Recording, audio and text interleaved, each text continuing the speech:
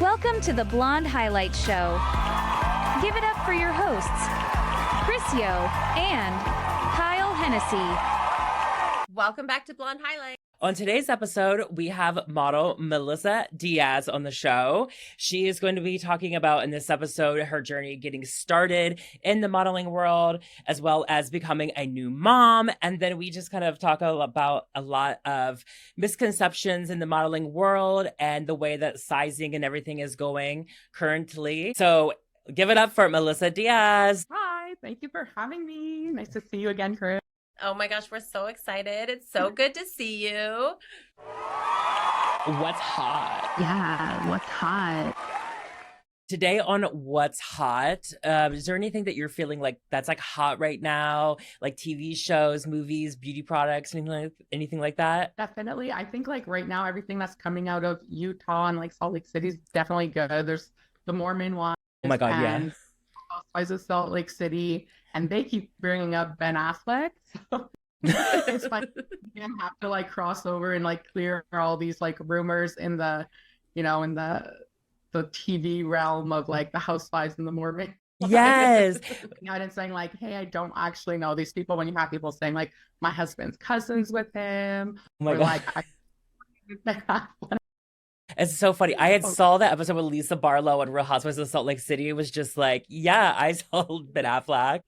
and she just has to like keep trying to defend it too, which is like makes it even like worse now because so he's doing the promo for his new movie, and then so they bring up Lisa Barlow and they're like, so do you watch Real Housewives? He's like, oh, not this again. No, And then exactly. Lisa had to comment to this to be like, no, it wasn't in Utah because he says I haven't been there in 10 years.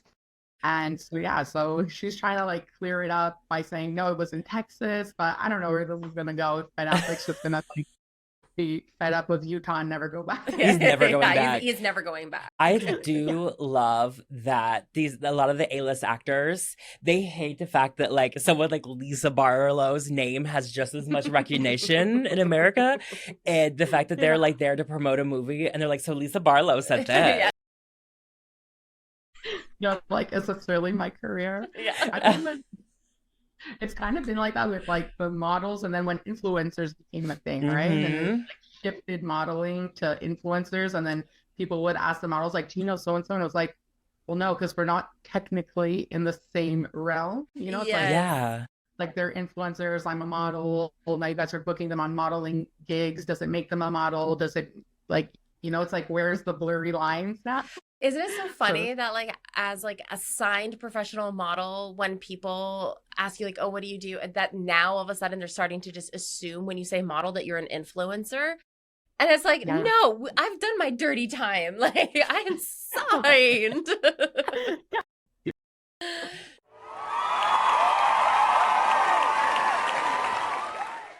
So speaking of modeling, let's get into your journey, how you started. What are you doing? Walk us through. Yeah, so when I started, it was probably over 12 years ago now. I was actually like finishing university in business in Montreal, and I was going to a party and I was approached by my agency. So my now mother agents, still to this day, I like never left them. They had like scouted me at a party. And they were like, hey, have you ever thought of modeling? But 12 years ago, I didn't really know about plus size modeling. I didn't know it was a thing yet. I didn't even know models existed in Montreal. Like for me, it was like Paris, Milan, New York City, and then Montreal. I was like, what is this escort service business? Yeah. Because like I grew up with the mentality that I was like, be careful for fake model agencies. And they're just trying to get you to be like human traffic. And I was like, this is it. I was like, this is it. They're trying to. they're gonna get me. And like my first thing was like, well, I'm not a size 0. And they were like, no, like plus size modeling. And I was like, plus size modeling? Yeah. I was like a size 10. I thought I was like pulling it off. Like, no one's going to know. Like, I'm going to do extra pounds. And they were like, no, plus size. I was like, oh, okay. Yeah. I was like, I don't know if I'm like insulted or happy about this. I was like, I think. Yeah, you're like, maybe I don't know what's going on, but I'll roll with it. I need to know, what kind of party were you at? Like, because when I think of like 12 years ago partying, I'm thinking like my college party stage, and it's not cute. So you must have been looking cute. Like, what kind of, like, you're a classy girl then if you got scouted at a party. Yeah, it was really funny. I remember like exactly what I was wearing. It was like the opening of the new hotel in Montreal, or like it was a hotel that existed that was rebought and rebranded, and they were throwing this like really cool party. And one of my friends was writing for like a blog, like a Montreal blog, kind of like what's hot. Yeah. Yeah. And she had a +1. So she was like, oh, you should come with me, because we were both single. And I was wearing like a red Michael Kors dress. I thought I was like really fancy. And it was like a lot of really fancy people, but like super stuck up too. Because it's like you're talking about like the people who opened the like a hotel, you know, investors. And then there's like me. Yeah, you're like, I'm the +1. Like, I was like, here for the open bar. Yeah. And I was at the bar, and I was just kind of telling my friend, because we were both single, I was like, all the people here are so stuck up. I was like, you know, guys, they love seeing girls having fun. And so I just like let out this huge laugh, like super theatrical. I'm like, ha, ha, ha, ha. And like immediately I get tapped on the shoulder, and I was like, you see, it worked. And then it was that, like, oh. Oh my God. A woman. Yeah. I was like, you're like, I thought I was getting a sugar daddy tonight. Like, I thought I was going to get my riches, but I'll take this, I guess. And then like I had Googled it, like modeling Montreal and like plus size modeling. I was like, that is insane. And then that's when I had found like Ashley Graham, Kenneth Stefan, like all those, like the big shot names, you know? So yeah. From there in Montreal, there wasn't a lot of girls modeling, especially for plus size, like, no, mainly in plus size, there was like almost none. And so the market was really easy to just like whoop, go in. And then, so when I researched and saw it was legit, I was like, whatever, you know what, I'll just sign. And if I never work in modeling, well, whatever. And if I do, then cool, I guess, who knows?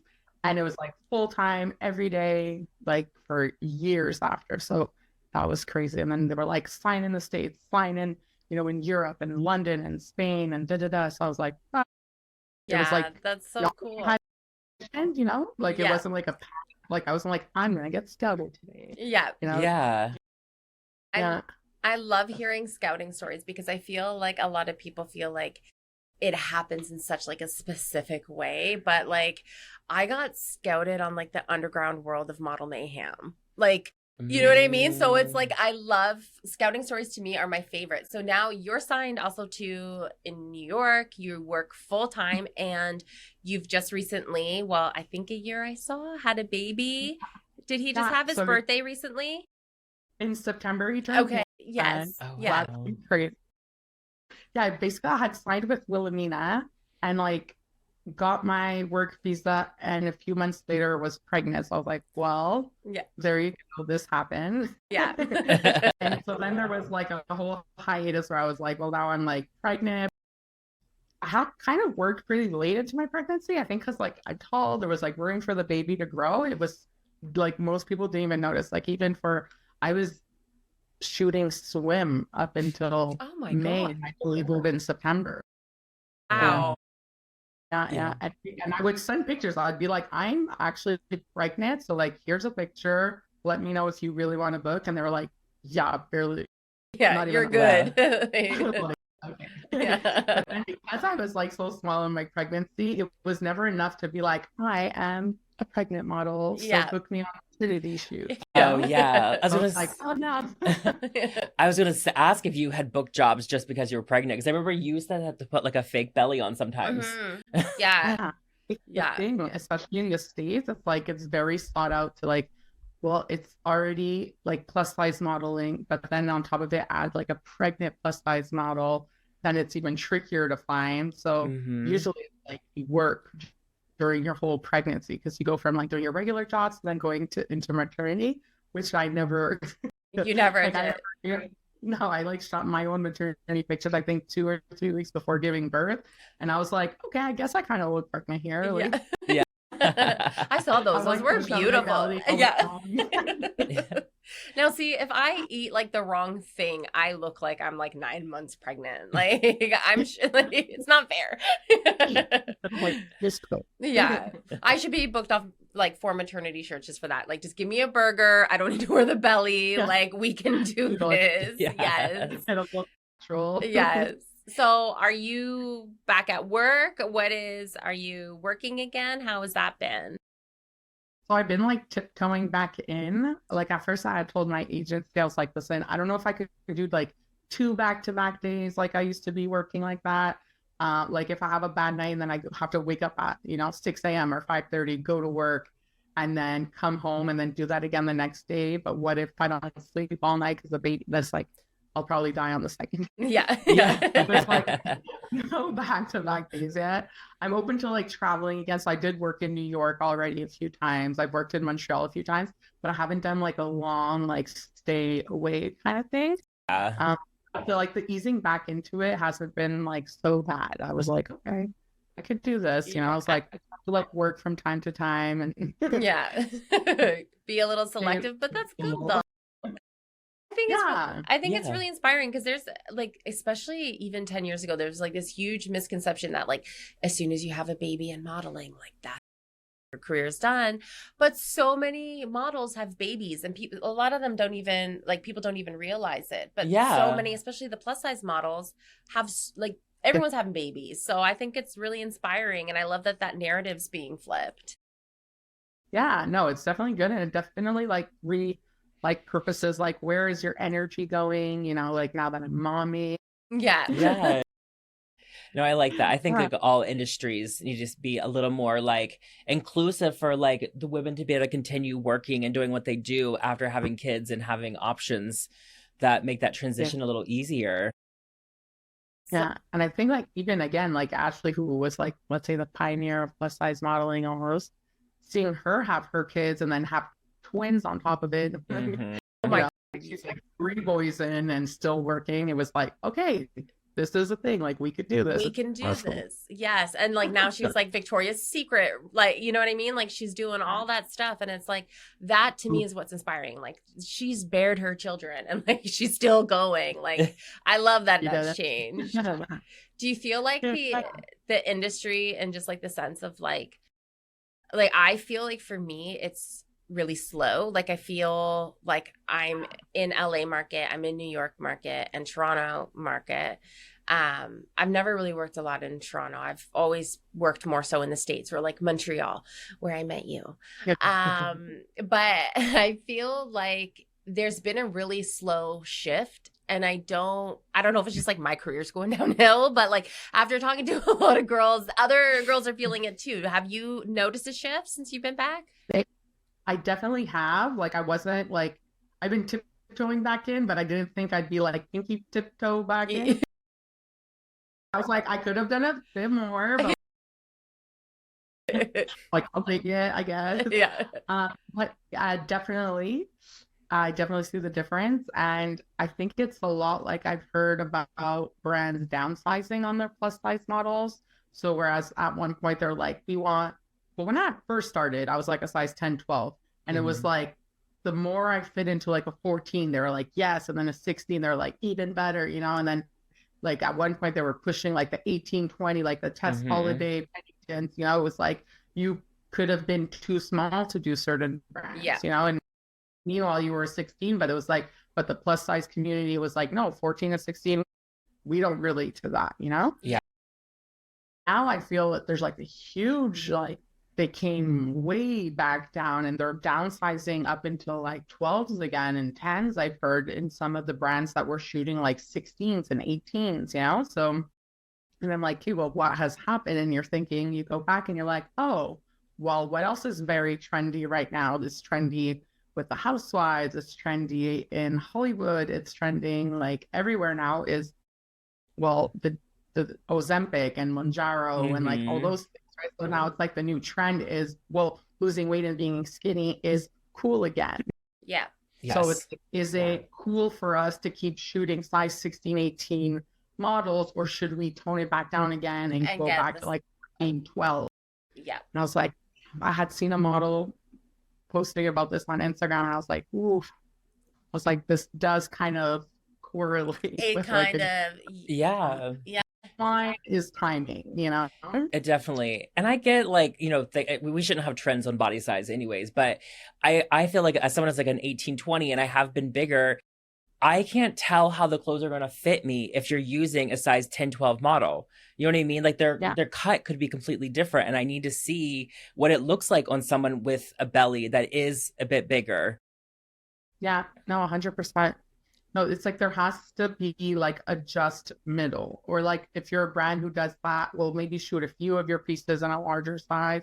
I don't know, Mhm. like has to kind of give, right? Because the whole point was to represent Yes. like a huge part of our society, you know, like the average woman, Yes. which is no longer a size 6 or a 8 or a 10, you know, like we're looking at like it's like 16, 18 now. Mhm.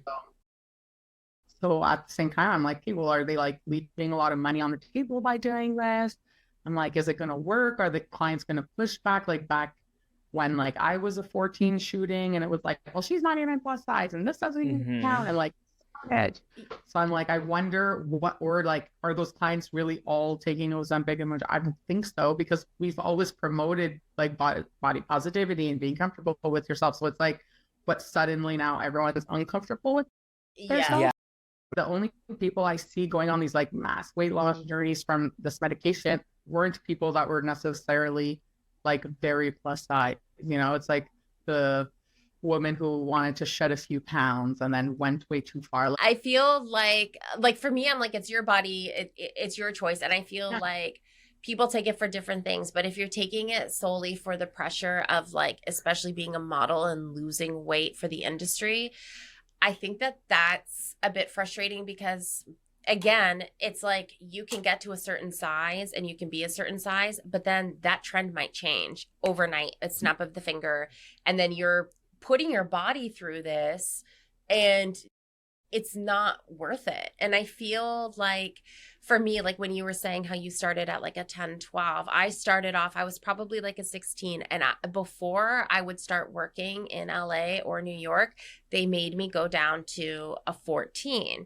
So with my body size and body type, because I'm like so tall and I'm naturally built thick, for me to achieve a size 14, it took starvation. I had to cut everything out. And like, that's just for me to get to probably like 200 pounds. And like, I'm still in society, I'm still viewed as like, you know, a plus size woman, this and that. But for me, I was like, this is not where my body sits. I think that I'm more like right now, my natural body composition. Like, I feel like I'm just like a natural 16. But at one point, I pushed it so far that when I got to a size 12, for like me personally, I looked ill. I looked sickly. And then my clients started complaining that I didn't look plus size enough. So then they started making me wear padding. And I'm like, I can't fucking keep up. What do you want? Yes, I've just done everything to lose these hips, and now you want me to wear padding? I'm not okay. So I was really excited when the industry took a turn and was like, we're being more inclusive. And I was like, finally, like I can just not let myself go, but I can just let myself breathe and be comfortable and like be in my skin to where I feel like, okay, this is how I'm supposed to be. And then, having a conversation with my agency last year, I had done a work trip and there was nothing. Like, you know, when you do one of those, like, they're like, oh yeah, come to town for like a month or whatever. And you go in with all the high hopes. And then I don't know if it's ever happened to you, but it happened to me this trip. And they were like, they're wanting the really small girls again. And they didn't say it in a way for me to lose weight, but they were saying in a way of like, babe, like, it's not you, it's the industry. Like, this is the reality. So it's like, it's disheartening because your body is just, you never know when you're going to be at the right place for them. So I'm always just like, I'm just going to be comfortable now. Hopefully they'll circle back to me. I don't know. I can't keep doing this. I didn't opposite. Like when I had first got it scouted and I was a size 10 and then like sometimes 12, I was starving. Like I was on these diets and like calorie deficient and couldn't drink alcohol without totally blacking out after 2 drinks. Like it was just all the time. So then I was like, oh wait, you want me to be like, hold on, give me my. I was like, I'll just stop. Like, I was working out twice a day. It wasn't a lifestyle that I wanted to maintain like long term. Like maybe I thought in the moment, like, oh, I'm so happy now that I'm this size. But it definitely gave me like this whole like boost of confidence or like, okay, no, I can be myself. And like in this industry, they want me to be myself. So, you know what, maybe I work out once a day or a few times a week and like, or just when it makes me happy or when I feel like it. And I'm not going to have to eat 150 calories anymore. And I was like, my fitness pal, like scanning everything, like totally upset. Exactly. I was like, okay. I think from my experience too, I have hit that really, really skinny mark that like people go to. And like the confidence doesn't automatically come because I will look back at those photos from like that era of my life. And I just remember how miserable I was and how insecure I was. And I'll remember see certain photos and I remember just like staring at it being like so unhappy with myself. And now that like I look back and I'm just like, you were fine. Like, why was I, you know what I mean? Like that you have to bring the confidence that has to come. That's not going to come with a size. It's not going to come with a weight number. It's going to come when you work on yourself and you find that in yourself to do it.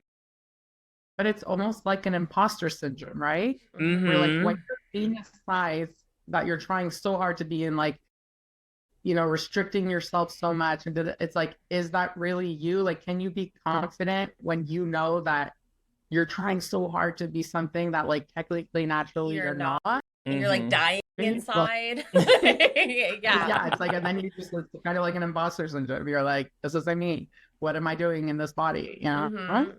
Yeah. No, I hope, like, for me, I was really excited when we started to see a lot of different body types on the runway because that was a huge breakthrough. Like, over the past 10 years, we've seen it. But then it's like, I feel right before COVID, I feel like we saw like a really big push and there was a lot more body diversity in high fashion, runways, whatever. And then I feel like the pandemic was almost an excuse for brands to be like, okay, well, we did it, but, you know, we can't afford that anymore. And I feel like the runway now is like the same models who have maintained maybe like the same size, which is great. Like, I want to see them on the runway. I'm not saying I'm mad that I'm seeing them. I'm just saying I want to see more. And I feel like them taking that step back has been really disheartening, especially for like the higher end brands. Do you think that that will change? Like, what do you think about that? Hope it does. I think it's true that COVID did kind of put like a big stop on a lot of brands, like brands that closed, brands that were like, well, we're not going to be size inclusive anymore. Like, we don't have the budget to keep, you know, upping our sizes. I actually have a really good friend of mine who started a brand, I would say like maybe a year or two ago. And when I was like, oh, cool, so you'll be doing plus sizes.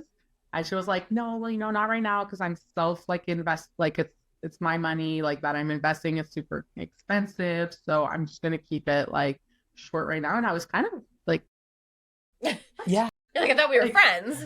Yeah. We were friends. It's like, cool. I was like, but like, I can't support you. Like, what do you want? Like, other than sharing your, like, who am I sharing it to?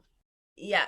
It's not market's not my market, you know? I'm like, there's not much I could do to support, like I could gift it to other girls, like I don't know. Yeah. I feel like it's such a weird concept to me because it's like when the average, let's say American, is like a size 16, but only say, I don't know the actual stats, but let's say only like 10% of brands will carry plus size. It's like people are missing out on such a mark, like especially because like bigger women want the cool clothes. Like, we don't want all the plus size but solely branded that's for like the older generation, or you know what I mean? Like, we want the good stuff. And it's like, I just don't understand how brands are using it as like finances as an excuse, because it's like you're missing a whole other demographic.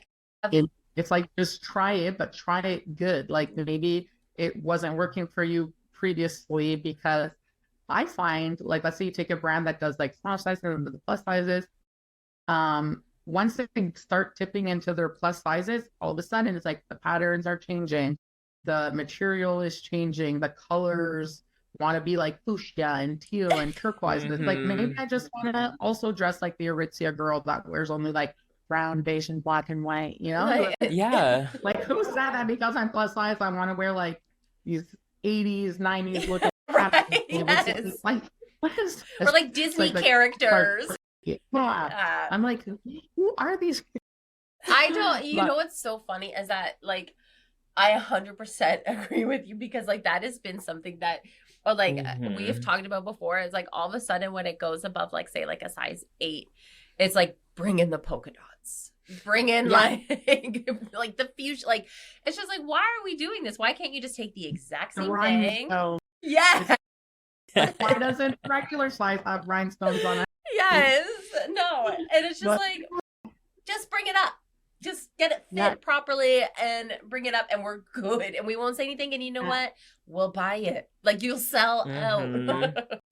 But that's the other thing, is that I saw when plus size is becoming so very trendy, brands were like, okay, let's just size up. So there's like a mathematical equation. You start from, let's say, 0, and it multiplies, and then they were like, oh, plus size, they're like, just keep multiplying until we get to the 22, let's say. But the thing is you have to resize on a 14 size body minimum. Yes. Because if not, you're not giving enough butt in the pants, the leggings are cutting halfway through your butt. And then that's how you know that someone's just multiplying their sizes and don't actually care about the plus size client. And then it's like, oh, well, plus size is too expensive and it's not not making a lot of money or But it's like, yeah, because you're not putting in the effort to make your brand size inclusive. So it's like, if you're not doing that, then how can you expect it to go well? It's like, of course, everything's being returned. Nothing actually fits us. It's like, we need more hip space and more butt space, you know? Yeah. It's like, it becomes a new mathematical equation, and then you could multiply. Yeah. Exactly. That's a great point. Yeah, because I noticed that a lot, like where they miss that. Because I noticed like I have a little bit of a belly and I have a large butt. And so it has to be cut specifically for the larger sizes. So I look for that in brands. I've seen like denim brands where like they do have some of the sizes that go up into like the lower plus size that are cut as the original like multiplication going up. And then they have an overlap of the ones that are cut for the plus size that go down a little bit. I saw this last week and I can't remember what brand it was, and I was like, I love that idea, because it really is so inclusive for people that are kind of in that middle range right there as well. But I love that they have like the different cut for the bigger sizes, because otherwise it just won't work on me. Yeah, no, 100%.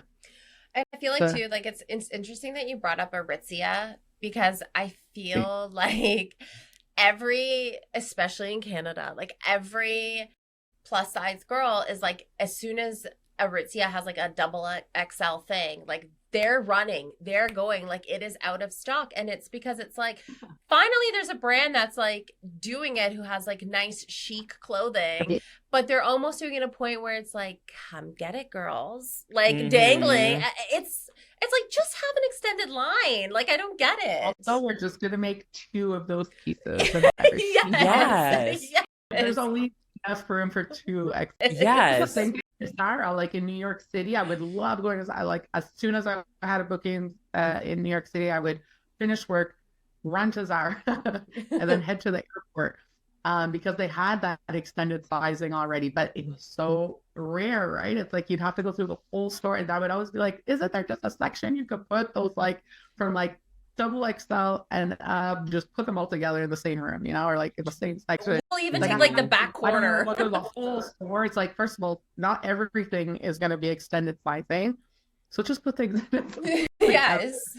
Like, I'll take it. Yeah. And I remember it was Khloe Kardashian. I was in Miami, and I had went to the Brickell Mall, and she had the Good American jeans before it like totally blew up. She had her own table at the Zara there. And that's how I had found Good American. I was like, these jeans are amazing. Yes. Like, I don't know if you guys ever wore those. Yeah, I have a few pairs. They really worked their magic. Like, it's the only jeans that I buy now. I don't feel like anything else is as comfortable. It's like the waist is cinched, but like no spillage, not too hard, but just enough so that when you sit, there's never any gapping in the back. Like, it sounds like a Good American ad, but appreciate a good plus size, then It's like people need to understand how hard it is. yes. Yeah. And you know what? I feel like too, like they've put in so much work to get the sizing right and the formula that they have ranges where it's like you can be from, I think it's like a size 12 to 16 and it's gonna fit. And they're so confident in that because they've taken the time to structure jeans to fit a curvy body, and like that will go for different shapes because we're not all shaped the exact same. Like 16 on you might look completely different than a 16 on me, on you. Like, so I think that they have, yeah, it's turning into an ad. Chloe, sponsor us, it's fine. But like, I feel like, yeah, come on. Yes, but I think they've done a great job on. Yeah. And I think too, like on the aspect of the financial excuse that comes with it, but why does every brand need to start with standard sizing? Why can't you start with plus size? There's a huge market there. And if you come in, like there was a brand I worked with on TikTok recently, and they were just starting. It's very small and they only have a few items, but they only had sizes from a 1X to a 5X. And they were like, we're just going to lock into this. And I was like, I want to support this brand because they're going to like really put in that effort just for those sizes. And then as they grow, I'm sure they'll add like all sizes. But like as a business standpoint, like if brands are just having standard sizes when they start, why can't a brand start with just plus size? That's true. Because they're all scared. They're all like, nobody wants to be the one to do it. They're like, ooh, do we help the big girls? Like it just feels so cliquey or something. Mean Girls. Fine. Like, spend my money, somebody. Yeah, like we got coin. Let's do this. Yes. So being on set, is there any moment or anything that stands out to you that was our listeners always love whenever we have models on, or even like questions that have been asked to me, like what's a funny thing that's happened while you're on set, or a funny casting story? Do you have anything like that? So I actually still have someone reach out to me again today from a story that I've told so many times. So I guess we'll just go in. So I was going to a set. It was with Giant Tiger, so super conservative brand, like very family owned, not family owned, but you know, it's like kind of like a Walmart-ish kind of client, I guess. GT boutique. That's what they call it. And so I go to the studio, and then I had been going there like regularly. I knew everyone. And so it's in this building. I'm walking down the hallway. It's Halloween. And I'm walking down the hallway and I see a guy like fully dressed, like with this super long, like trench coat, like leather trench coat, these army boots. But then he's like wearing something like a mask on his face. And I'm like, oh my God, this is so scary. And then when we get really closer to each other, and I was like, I'm going to pass the studio because the bathroom was at the other end of, so we walked by each other. I'm like, oh, he was wearing like a full on, like a leather dog mask with like piercings on it, but like very sure, Yeah. So I was like, interesting. I was like, I wonder if I'm gonna like rat this guy out to someone to be like, hey, who is this guy? Like this Halloween costume was kind of like very scary. Yeah. So we're in a building, right? So I don't know what office he's going into or what studio he's gonna go to. Like it's not a Giant Tiger building. It's like he could have went anywhere. So I go to the bathroom, I come back to the studio, and I come in, and he welcomes me into the studio, and I was like, oh, hell no. And he's basically saying like how he's like the new employee, and he goes, hi, like my name's Patrick, but you could call me Ruffles. And I was like, what? It's like this was, and then I was like, Kate, is this like a character? Is this him? Is this a Halloween costume? Like again, it's Halloween. So I go with it. So I'm like, all right, cool. I was like, whatever, let's just shoot. But the polite Canadian in you is just like, okay, I will go along with and this. In my head, I was like, oh, someone could have given me a heads up.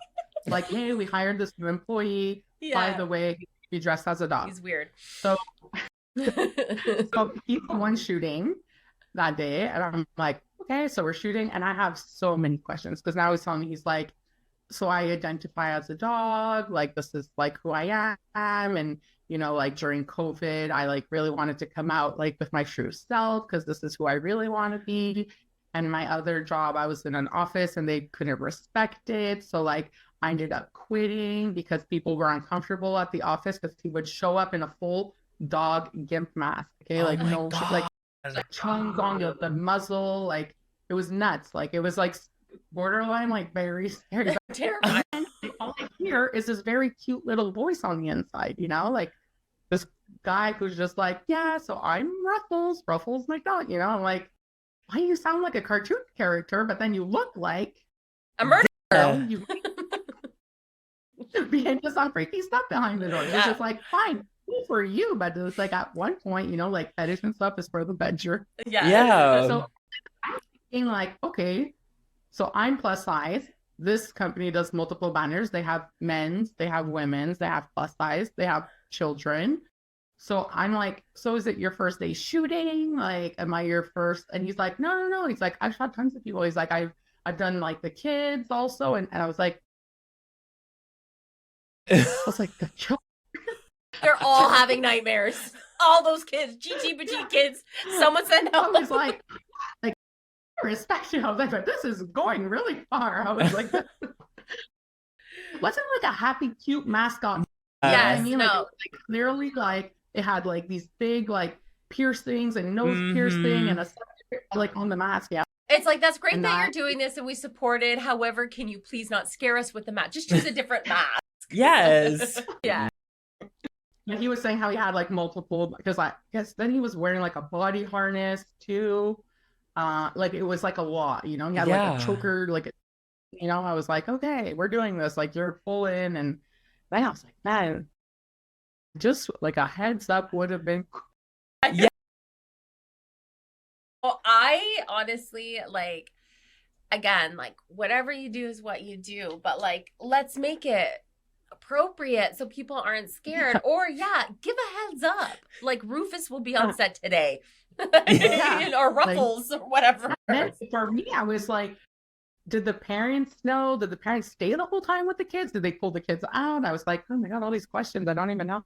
But like, even he was saying like within his own community that like, he was like, you know, like, I hate going to the gay village because all the gay guys hate me because they think that like I'm just dressing up and it's too far, it's pushing, but like me too. I'm just a lot like just as much allowed to be part of that community than they are. It's not because I'm dressed a certain way that I should be excluded. So then I was like, okay, so there's also like, you know, conflict within his community.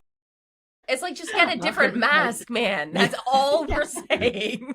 I know. And I can't believe someone today had messaged me and was like, hey, remember that guy? What was his name again? Does he have Instagram? And I was like, yeah, he does actually. Oh my God. Was this in Montreal? I went down I went down my little memory lane scrolling through his pictures. So I was like, yep, that's it. That's him. Can't miss him. I was like, this is, yeah. Introduced me to a whole other world. Wow. No, see, Mel, heads up. That would have been nice. I would have seen that. And again, like, I'm expecting, like, it's not that. If it was a scary mask, I would have been like, is someone gonna like? I would have been on the phone. I would have been like, something's going down here. When I left the book, I was actually like really intrigued, right? So I had, like I said, I had asked him all these questions. He super answered everything, and I was like, great. I mean, he seemed like a really nice guy too. Like his personality was not aggressive at all. It wasn't scary. I was like, is this like a front because he knows like he's so like a soft spoken that like he needs to show this, you know? I don't know. Yeah, to show like a rougher side. Because I would think that if you were going to do that, you would think that you would want a more like welcoming, like friendly looking like dog face. Yes. Do you know what I mean? Like, wouldn't you? Like, I think that like you would, like just going around, if you had like your dog with you, you would want it to be more welcoming than someone's like really got to check scary. on those kids. Someone's got to check on those kids because like, no. Definitely. I know my boys would be like, they'd be terrified. No, I was like, what the hell? And I got my agent. I was like, did you guys send the kids? I had no idea. I was like, oh my goodness. I was like, I'm not that behind. I'm like I said, I just like a heads up, you know. That's hilarious. And it was at the same time that there was that documentary that came out on Vice. It was like Vice came out with that furries edition. Yeah. Right? I don't know. I like haven't seen that. yeah, it was really, it was in, so it was like all at the same time. It was like the same month I had like seen that and then met him and I was like, oh my God. You're like, I'm It's living like- it. Yeah.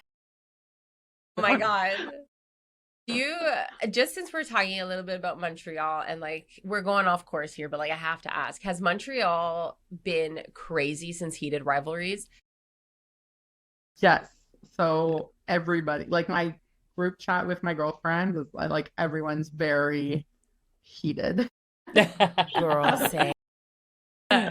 It's a thing. And the husbands, they're not happy about it, especially that they're all hockey fans. I've heard it being spoken about, like even in like news and stuff, where they're like, if we're being realistic, all these men on the hockey team, they're like, obviously shit has went down before. Yes. Yeah. So like let's be real. So now it's like even it's like coming out in the news where they're like, come on guys, come on hockey players. We know you guys are all Yes. You know what though? One of the actors, he had said that there's been a few major hockey players, basketball players, and baseball players that have reached out to him who are closeted but have let him know. And I'm just thinking, I'm like, this is such a huge industry. This stuff is obviously going on, but no, my husband's so over it. I was like, listen, I was like, you got a couple curls in those hair, and like he's kind of bringing it along. I'm like, show them pictures of Ilya. Like, just go to the barber and come back looking like Ilya. I want a Russian accent. If not, don't fucking talk to me. You're like, you could pull this off. You could do it. Come on. Like, Temu version, of course, but we'll try. There's a lot of stories about like closeted athletes, like like NFL and football, but even when you look at like military, Yes. all the stories too. So maybe there will be a next heated military edition. Yes. Military. We're overseas, so we are fighting. Yeah. You know?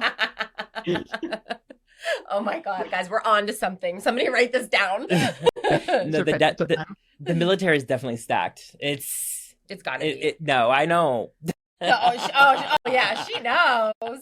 Yeah, but I love Montreal though. Speaking of Montreal, I went once and just on a little trip, and I didn't think it too much of it, but we went out in like the gay village like one night, and like, oh my God, I was just so blown away because I loved it so much there.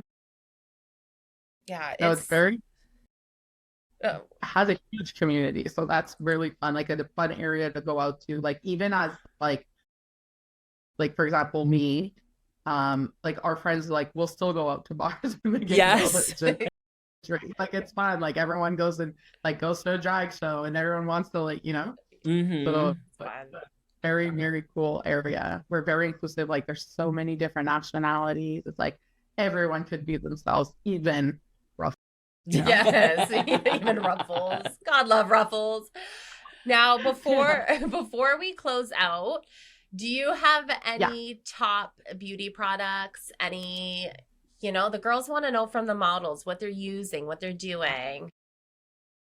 There is this serum that I swear by. Had done a job. It was with Dior, so it wasn't for Dior, but I was gonna say, okay, drop. Yeah. Whole run through. There's like a Dior section for makeup, and they had brought in their head Dior makeup artist, and they needed a model so that he could like introduce a bunch of products. And he had used like the rose serum, something like, and it was so amazing. I told him, I was like, I don't even want to be paid. I was like, you guys could just give me this. Yeah. Amazing. Just give me the serum. Good. Yeah, and it was honestly, I had still to this day, it's like the product that I don't know, it's like it changes the texture of your face. It's like this is what a serum is meant for. Oh, it was like I would just like use just a little bit all the time. Okay, you know what? You're gonna have to send me a picture of it because we'll link it to this because the girls they're gonna be hounding down for this one. They're gonna tell us. The Dior serum, I was like rose. What is that? Rose? Because I had searched a dupe of it once, and it was the Guerlain like a honey serum or something. Oh yeah, exactly. I was like, it's good, but it's not exactly it. But she's got the it. micro. the hose. It's just the hose. The whole whole, that's her Montreal coming out. Run Yeah. the hose. Yes. Yes. Yeah. Beautiful. And Like, I'm like, there's little beads in it. Like, it's you're putting me on it. Like, Dior needs to sponsor you now. Like, this is a sponsorship. This is us right now. We're like, we're going to take our careers to the next level. Now, final thing. Any advice to anyone who wants to become a model? Mm-hmm. I think it's like a lot of people always ask, well, they always think it's like, oh, modeling must be so much fun and it's so fun and you're just like traveling and you're just having fun. And it's like, wait, oh yeah, that and they must give you everything and like you must have so much clothes. And I'm like, that's a misconception. I was like, first of all, they're not giving us clothes. Like the bigger the brand is, the less they're gonna give to you. Okay. Yeah. When it's like smaller brands, they're like, you can have anything you Yeah, want. they're so sweet. But honestly, people need to like be ready. You know, it's like this is a real job. This is a lot of traveling most of the time. You're up maybe at 4:30 because you need to be at the airport at 6:30 to land by 8 a.m. to drive straight to set, work all day, finish, go back to the airport, catch another flight, go to another, and then you're doing all that over and over again. I'm like, yeah, we're traveling. Yeah. It's like, but other than like a studio and an airport and like maybe a hotel and then no. You're not, we're not seeing anything. That just reminded me of the Lady Gaga. Work, club, next club, flight. Well, it's like you've been with like the whole Winnipeg going to LA, right? It's like how many times, or it's like you're going to a job, the flight's canceled. Mm-hmm. So do you think you just go home? Yeah, no, you go to the next job. And you start driving, okay? And then you don't sleep all night because you drove all night because you booked that job and you told them you were going to be there. Oh, and it's not just like you can't just call in sick as a model. That's the other thing. Everyone's waiting. Okay, it's like no sick days. If you don't show up, no one works that day. The makeup artist doesn't have someone to do makeup on. The stylist doesn't have anyone to dress. The photographer doesn't have anyone to take a picture of. So it's like this huge pressure too, where you're like, you have to show up. Literally, you can't make your flight. You gotta do a red eye drive. Like, that's it. You're gonna have to. Yeah, I think once I was going to Wisconsin to Milwaukee, and I was in New York, and my flight was canceled. I just rerouted a flight to Chicago, rented a car, or took an Uber all the way for the rest of the ride. I was like, you don't have any. Show up. That's it. Be ready to work if you're gonna want to model. I think it's that. It's like this is a real job. It's tough work, tougher than you think. I always say it's very unglamorous to be glamorous. Ooh, like now I can't. Right? I can't even go shopping anymore. It's like for you too, probably. You want to go try on clothes at the mall? No, thank you. That sounds like a day of work for me. Yes. I've just been doing, but I just tried 100 pieces of clothes today. Yes. Pictures of them. I'm not the only one that when I'm like, I'm not fucking trying on anything. Like, they're not paying me to be here. Yeah. It doesn't fit. I'm just going to return it. Like, I'm going to give it to someone if I can't return it. Or That's hilarious. Oh, well. Thank you so much for coming on. This has been great. We know the girlies are going to love it. We're going to link her the Dior product as well as all of her socials. And yeah, thank you so much for coming on. Bye. Bye.